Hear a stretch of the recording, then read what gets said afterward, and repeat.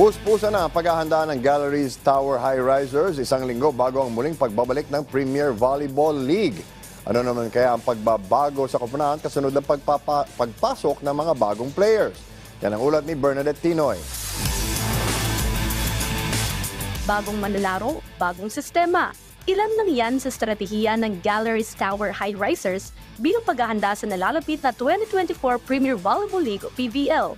Naniniwala si Galleries Head Coach Lerma Giron na hindi ng pisikal na abilidad ang katangiang kailangan sa naturang sports, kundi kasama rin dito ang mindsetting. Trend kasi ng volleyball ngayon is fast ball. So, fast set, talagang mabilis ang bola. So, yun yung tinatry namin maka-adapt sa new trend ng volleyball. Dati kasi more on high ball. This time, talagang pabilisan. Dagdag pa ni Lerma na hindi hadlang sa koponan na marami silang bagong manlalaro. The groove is there, the timing is there. So far, so good. Hindi rin naman namin na-expect na in an instant they will adjust. Pero so far, they're adjusting good. Ilan sa bagong manlalaro ng Galleries ang opposite hitter na si Franz Ronquillo. Anya, malugod siyang tinanggap ng team kaya't hindi siya nahirapan sa adjustments. Madali naman po pakisamahan lahat and mabilis naman din po ma-pick up yung training kasi ina-explain po nila sa amin na maayos. Tapos yun, sobrang welcoming po nila kaya hindi po kami nahirapan mag-adjust ng mga bago.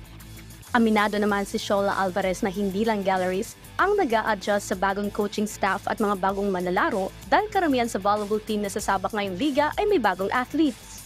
Mas nag-work hard kami everyday kasi alam naman natin na hindi na ganun kadali yung competition ngayon sa PVL. So lahat ng teams, kumbaga lahat nag-upgrade So kailangan naming makisabay. Bagamat may mga bagong manlalaro ang Galleries Towers High Risers, hindi naman ito magiging hadlang para mapaganda ng koponan ang nalalapit na PVL season. Bernadette Tinoy para sa Pambansang TV sa Bagong Pilipinas.